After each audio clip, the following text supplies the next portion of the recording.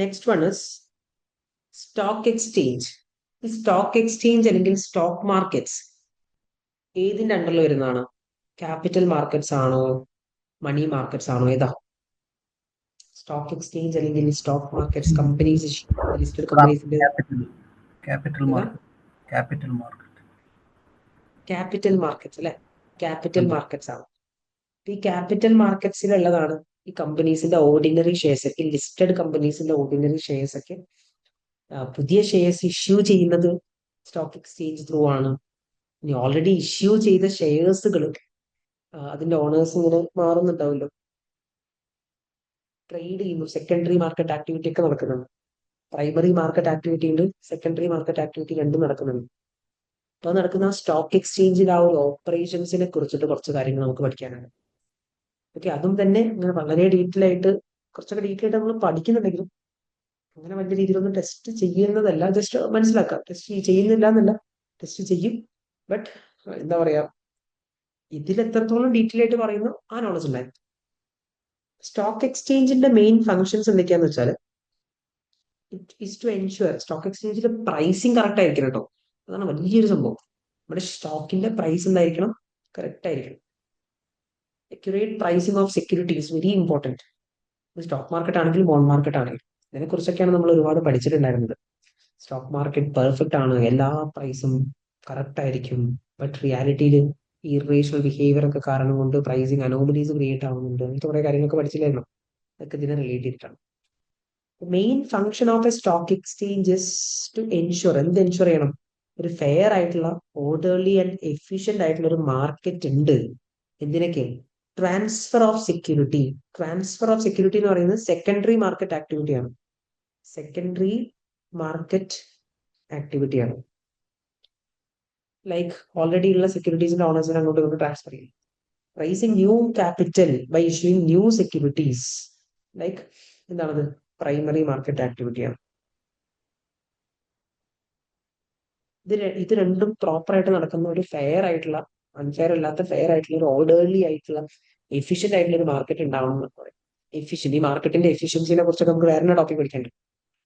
ഇപ്പൊ സ്റ്റോക്ക് എക്സ്ചേഞ്ചിൽ കറക്റ്റ് ആയിരിക്കും, ഭയങ്കര ഫെയർ ആയിട്ടുള്ള, അൺഫെയർ ഒന്നും അല്ലാത്ത ആ ഒരു സ്റ്റോക്ക് എക്സ്ചേഞ്ചിൽ ഇതുപോലത്തെ ഒരുപാട് കമ്പനീസിന്റെ ഓർഡിനറി ഷെയർസ് പുതിയ കമ്പനീസ് എന്ത് ചെയ്യുന്നുണ്ട്? ഇഷ്യൂ ചെയ്യുന്നുണ്ട്. ഈ ഓർഡിനറി ഷെയർ നമ്മൾ ആ സ്റ്റോക്ക് എക്സ്ചേഞ്ച് ഓപ്പൺ ചെയ്ത് കൊടുക്കുന്നത് പബ്ലിക്കിലേക്കാണ്, ജനങ്ങളിലേക്കാണ്. അപ്പൊ അത്രയും വലിയൊരു ഓഡിയൻസിലേക്കാണ് എത്തുന്നത്.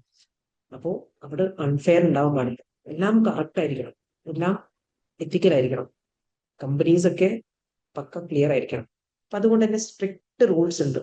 സ്റ്റോക്ക് എക്സ്ചേഞ്ചിൽ എല്ലാ കമ്പനിയുടെ ഷെയർസ് ഒന്നും എന്ത് ചെയ്യാൻ പറ്റില്ല, ട്രേഡ് ചെയ്യാൻ പറ്റില്ല. അങ്ങനെ സ്യൂട്ടബിൾ ആയിട്ടുള്ള കമ്പനീസിന് മാത്രമേ അവരുടെ സെക്യൂരിറ്റീസ് അവിടെ ട്രേഡ് ചെയ്യാൻ പറ്റൂ. ആ ബിസിനസ്സിനെ റിലേറ്റ് ചെയ്യുന്ന എല്ലാ റെലവെന്റ് ഇൻഫർമേഷനും ഷെയർ ചെയ്തിരിക്കണം. അത് ആസ് സൂൺ ആസ് പോസിബിൾ പബ്ലിക്കിലേക്ക് ഷെയർ ചെയ്തിരിക്കണം. Transparency is important. ഒക്കെ സ്ട്രിക്റ്റ് ആയിട്ടുള്ള റൂൾസ് ആണ്. എല്ലാ പിന്നെ വേറെ പോലെ ലിസ്റ്റിംഗ് റിക്വയർമെന്റ്സ് വേറെ ഉണ്ട്. ലിസ്റ്റിംഗ് റിക്വയർമെന്റ്സ് എന്ന് പറയുന്നത് വേറെ ഉണ്ട്.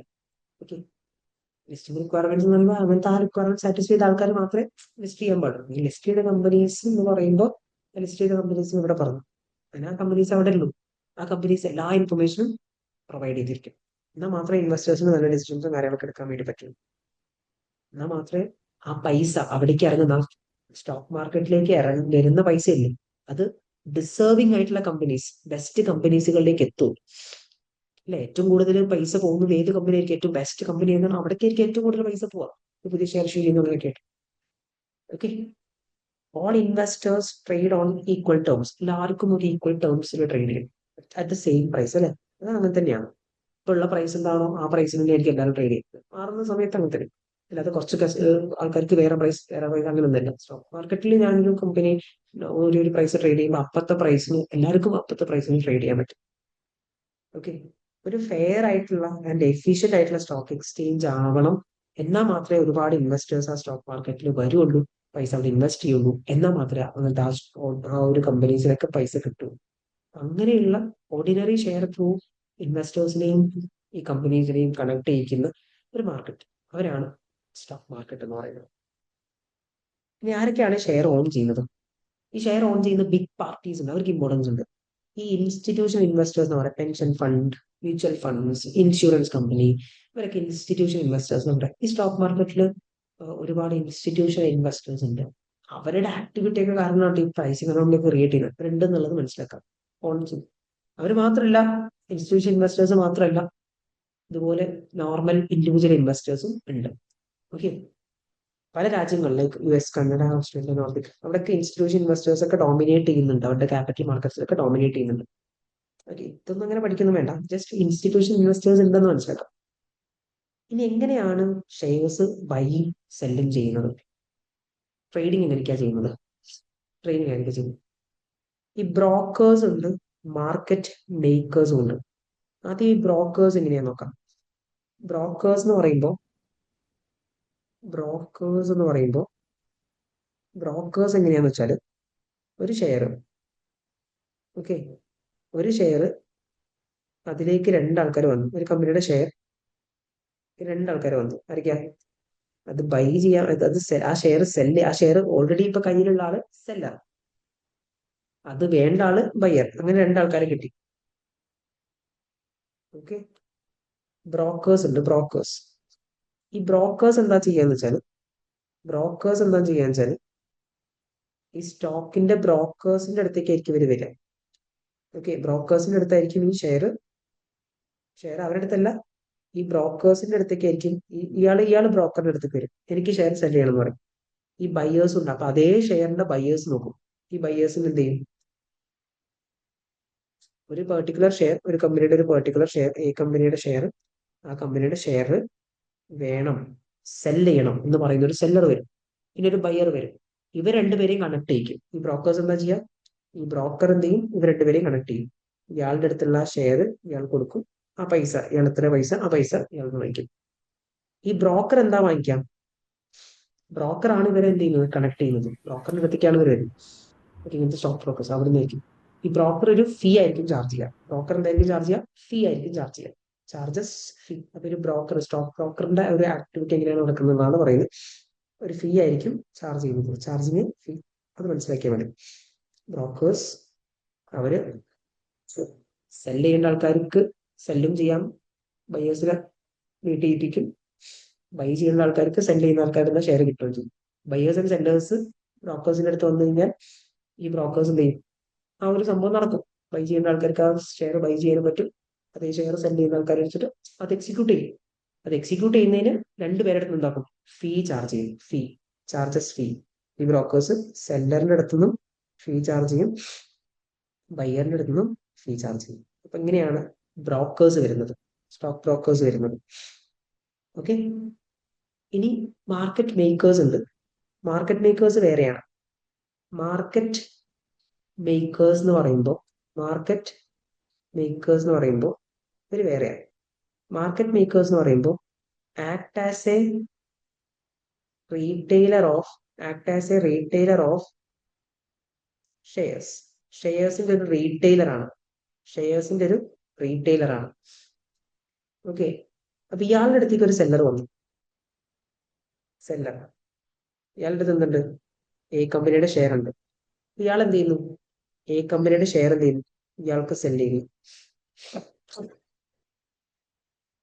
മാർക്കറ്റ് സെല്ലറാണ്, എ കമ്പനിയുടെ സെല്ല് ചെയ്യും. ആ സെല് ചെയ്യുന്ന സമയത്ത് ഈ മാർക്കറ്റ് മേക്കേഴ്സ് ഇയാൾക്കൊരു പ്രൈസ് കൊടുക്കും.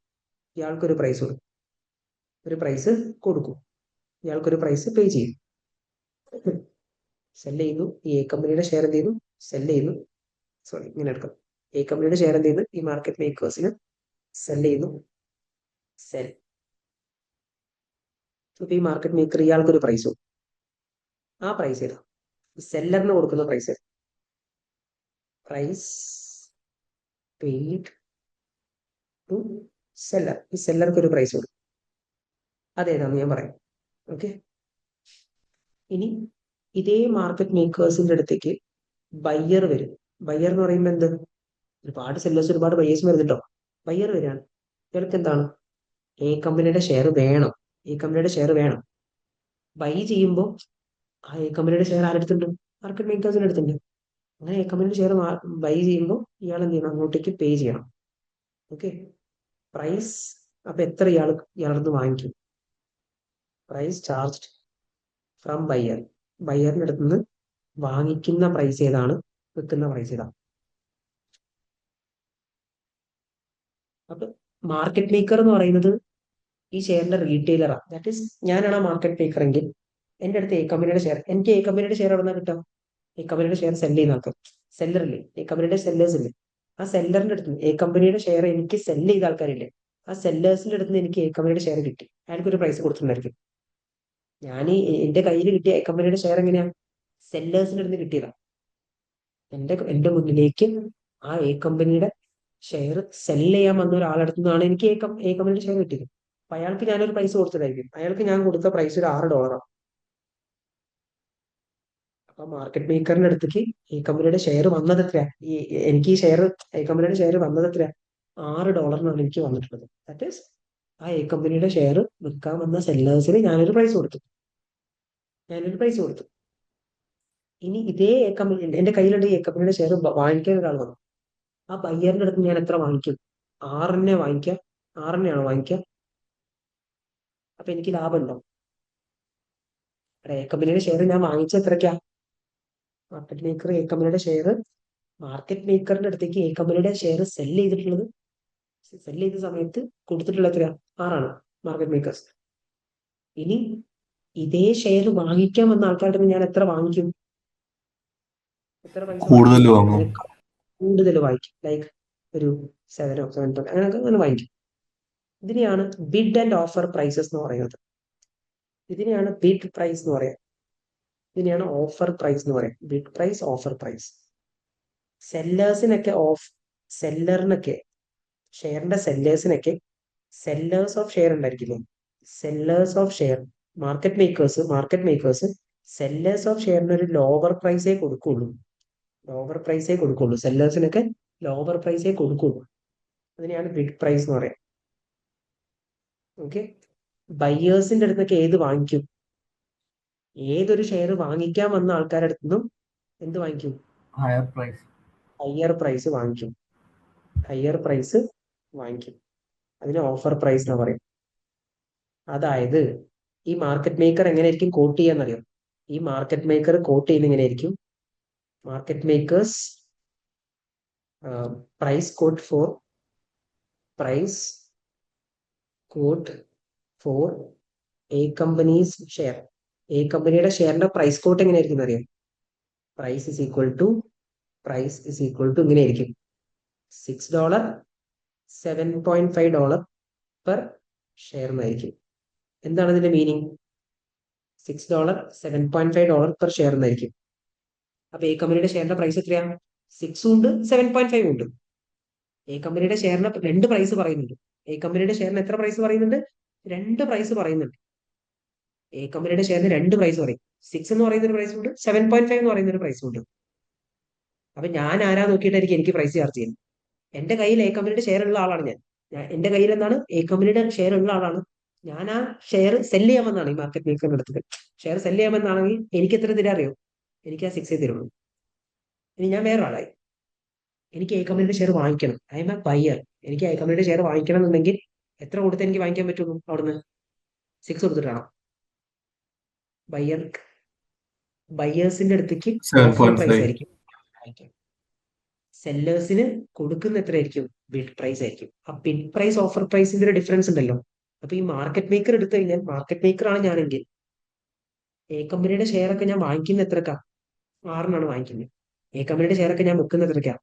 7 എടുക്കും. അപ്പൊ ഓരോ ഷെയർ വാങ്ങിച്ചു വെക്കുമ്പോഴും എനിക്ക് എത്ര കിട്ടും? 1.5 എന്ന് പറയുന്ന ബിഡ് ആൻഡ് ഓഫർ സ്പ്രെഡ് ഇല്ലേ, അതാണ്. ഓക്കെ. ഇതേ കാര്യം തന്നെ നമുക്ക് അടുത്ത ചാപ്റ്ററിൽ പഠിക്കാനുണ്ടോ? ഈ കറൻസി എക്സ്ചേഞ്ച് ഒക്കെ ചെയ്യുന്ന സമയത്ത് ലാഭം ഉണ്ടാകും. അപ്പൊ മാർക്കറ്റ് മേക്കേഴ്സ് ഉണ്ടെന്ന് മനസ്സിലാക്കാം. ബൈങ് ആൻഡ് സെല്ലിംഗ് ഷെയർസിൽ ബ്രോക്കേഴ്സ് ഉണ്ട്, മാർക്കറ്റ് മേക്കേഴ്സ് ഉണ്ട്. ഇത്രയൊക്കെ നോളജ് ഉണ്ടായാലും പിന്നെ പ്രത്യേകം വേണം. ഓക്കെ. ഷെയറിന്റെ പ്രൈസ് എങ്ങനെ ഡിറ്റർമൈൻ ആകും? നേരത്തെ നമ്മൾ പറഞ്ഞാണ് മാർക്കറ്റ് ഫോഴ്സ്. എത്ര ആൾക്കാർ വാങ്ങിക്കാനുണ്ട്, എത്ര ആൾക്കാർ സെല് ചെയ്യാനുണ്ട്. ഒരുപാട് ആൾക്കാർ വാങ്ങിക്കാനുണ്ടെങ്കിൽ പ്രൈസ് കൂടും. സെല്ലേഴ്സ് ഒരുപാടാണെന്നുണ്ടെങ്കിൽ എന്താണ്? പ്രൈസ് കുറയും. ഓക്കെ. പിന്നെ കുറെ ഇൻവെസ്റ്റേഴ്സ് സ്പെക്കുലേഷനിൽ ട്രേഡ് ചെയ്യുന്നു. ഇവര് കാരണമാണ് ഇറേഷണൽ ഇൻവെസ്റ്റർ ബിഹേവിയർ ഒക്കെ വരുന്നത്. ഓക്കെ. പ്രൈസ് കൂടുന്ന എക്സ്പെക്ട് ചെയ്യുന്ന ഒരാള് എന്താണ് എക്സ്പെക്ട് ചെയ്യുന്നത്? അയ്യോ ഷെയറിന്റെ പ്രൈസ് കൂടാൻ പോവാണ്, ഷെയറിന്റെ പ്രൈസ് കൂടുകയാണെന്നുണ്ടെങ്കിൽ ഷെയറിന്റെ പ്രൈസ് എന്ത് ചെയ്യാൻ പോവാ, കൂടാൻ പോവാണ്. അപ്പൊ ഷെയറിന്റെ പ്രൈസ് കൂടാൻ പോവുകയാണ് എന്ന് എക്സ്പെക്ട് ചെയ്യുന്ന ഒരാളാണെങ്കിൽ അയാൾ ഇപ്പൊ ബൈ ചെയ്യും. നൗ എന്ത് ചെയ്യും, ബൈ ചെയ്യും. എന്നിട്ട് ലേറ്റർ എന്ത് ചെയ്യും, ലേറ്റർ സെൽ ചെയ്യും. ലേറ്റർ സെൽ ചെയ്യും. നൗ അയാൾ എന്ത് ചെയ്യും, ബൈ ചെയ്യും. ലേറ്റർ അയാൾ എന്ത് ചെയ്യും, സെൽ ചെയ്യും. അപ്പൊ അയാൾക്ക് ലാഭം ഉണ്ടാവും. അപ്പോഴാണ് അയാൾക്ക് എന്തുണ്ടാവുക, ലാഭം ഉണ്ടാവുക. എപ്പോ, ഇതാരാ ചെയ്യാ, ആദ്യം ബൈ ചെയ്ത് സെൽ ചെയ്യുന്ന ആരാ, പ്രൈസ് കൂടും എക്സ്പെക്ട് ചെയ്യുന്ന ആള്. പ്രൈസ് കൂടും എക്സ്പെക്ട് ചെയ്യുന്ന ആള് എല്ലാ ആൾക്കാരും ഉണ്ടാവും. പ്രൈസ് കൂടുന്ന എക്സ്പെക്ട് ചെയ്യുന്ന ഇൻവെസ്റ്റേഴ്സ് ഉണ്ട്, പ്രൈസ് കുറയുന്ന എക്സ്പെക്ട് ചെയ്യുന്ന ഇൻവെസ്റ്റേഴ്സ് ഉണ്ട്. പ്രൈസ് കൂടുന്ന എക്സ്പെക്ട് ചെയ്യുന്ന ഇൻവെസ്റ്റേഴ്സ് ഒക്കെ എന്താ ചെയ്യാറ്, ബൈ ചെയ്യും. പ്രൈസ് കൂടുന്ന എക്സ്പെക്ട് ചെയ്യുന്ന സ്റ്റോക്ക് മാർക്കറ്റിലെ ഇൻവെസ്റ്റേഴ്സ് പ്രൈസ് കൂടുന്ന എക്സ്പെക്ട് ചെയ്യുന്ന ആൾക്കാരുണ്ടായിരിക്കും. പ്രൈസ് കൂടുന്ന എക്സ്പെക്ട് ചെയ്യുന്ന ആൾക്കാർ എന്ത് ചെയ്യും, ഇപ്പൊ ബൈ ചെയ്യും, പിന്നെ സെല് ചെയ്യും. അവരെ ബുള്ളിഷ് ഇൻവെസ്റ്റേഴ്സ് എന്നാ പറയാ. എന്താ പറയാ, bullish investors. Bullish view, bullish view ഉള്ള ആളെന്ന് പറയുമ്പോൾ എന്താ, ആ ഒരു പെർട്ടിക്കുലർ ഷെയറിന്റെ പ്രൈസ് കൂടുന്ന എക്സ്പെക്ട് ചെയ്യുന്ന ആൾക്കാരെയാണ് ബുള്ളിഷ് ഇൻവെസ്റ്റർ എന്ന് പറയാം. ബുള്ളിഷ് ഇൻവെസ്റ്റർ എന്താ ചെയ്യാ, ബൈ നൗ സെൽ ലേറ്റർ. അങ്ങനെയാണ് അവർക്ക് ലാഭം ഉണ്ടാകും. ഇനി ബെയറിഷ് ആയിട്ടുള്ള ഒരു ഇൻവെസ്റ്റർ ഉണ്ട്, ബെയറിഷ്, ഇതിന് നേരെ ഓപ്പോസിറ്റ്. ബെയറിഷ് ഇൻവെസ്റ്റർ എന്ന് പറയുമ്പോൾ അവരുടെ എക്സ്പെക്ടേഷൻ എന്താ, പ്രൈസ് കുറയുന്ന എക്സ്പെക്ട് ചെയ്യാണ്. Bearish investor is expecting the stock price to fall. ഇപ്പൊ പ്രൈസ് കുറയാണ്, ഞാൻ എക്സ്പെക്ട് ചെയ്യുന്നത് എന്താ, ഇപ്പോഴുള്ള പ്രൈസിനേക്കാൾ കുറയാൻ പോവുക. കുറയുമ്പോൾ എനിക്ക് ലാഭം എങ്ങനെ ഉണ്ടാക്കാം, ഞാൻ ഇപ്പൊ ബൈ ചെയ്ത് സെല് ചെയ്താൽ എനിക്ക് ലാഭം ഉണ്ടാവില്ല. ഇപ്പൊ ഞാൻ സെല് ചെയ്യണം. ഓക്കെ, ഇപ്പൊ ഞാൻ എന്ത് ചെയ്യും, സെല് ചെയ്യും. നൗ ഞാൻ എന്ത് ചെയ്യും, നൗ സെൽ. ഇപ്പൊ ഞാൻ സെല് ചെയ്യും. എങ്ങനെ ഞാൻ ആദ്യം സെല് ചെയ്യാം, സെല് ചെയ്യാൻ പറ്റും, ആദ്യം സെല് ചെയ്യാൻ പറ്റും. നോർമലി ആദ്യം ബൈ ചെയ്ത് സെല് ചെയ്യില്ലേ, അതൊക്കെ. ബട്ട് ആദ്യം സെൽ ചെയ്തിട്ട് പിന്നെ ബൈ ചെയ്യാൻ പറ്റും, ഇറ്റ്സ് ഓക്കെ. ബെയറിഷ് ഇൻവെസ്റ്റർ ആണെങ്കിൽ സെൽ നൗ ബൈ ലേറ്റർ, ഇങ്ങനെയായിരിക്കും. ആര്, ബെയറിഷ് ഇൻവെസ്റ്റർ. ബെയറിഷ് ഇൻവെസ്റ്റർ ഒക്കെ സെൽ ചെയ്യായിരിക്കും, എന്നിട്ട് പിന്നെ ബൈ ചെയ്യാൻ വേണ്ടി. Okay, cell. Okay, bearish investors ഒക്കെ സെൽ ചെയ്യും, ബുള്ളിഷ് ഇൻവെസ്റ്റേഴ്സ് ഒക്കെ ബൈ ചെയ്യായിരിക്കും. ഓക്കെ, അപ്പൊ അത് ജസ്റ്റ് ഒന്ന് മനസ്സിലാക്കാം. ഒരു മാർക്കറ്റിൽ ഒരുപാട് ബുള്ളാണ് ഉള്ളതെങ്കിൽ, when there are more bulls, ഒരുപാട് ബുൾസ്, ബുൾസ് എന്ന് പറഞ്ഞാൽ എന്താ, അവർക്ക് പ്രൈസ് കൂടുന്ന എക്സ്പെക്ട് ചെയ്യാണ്. ഒരു മാർക്കറ്റിൽ ഒരുപാട് പ്രൈസ് കൂടും, ഒരു പെർട്ടിക്കുലർ മാർക്കറ്റിൽ ഒരുപാട് പ്രൈസ് കൂടുന്ന എക്സ്പെക്ട് ചെയ്യുന്ന ബുൾസ് ആണുള്ളതെങ്കിൽ അവരെല്ലാവരും ബൈ ചെയ്യും. ബുള്ളാണെങ്കിൽ അവർക്ക് എന്ത് ചെയ്യും, ബൈ ചെയ്യും. ബൈയും കൂടിക്കഴിഞ്ഞാൽ പ്രൈസ് കൂടും.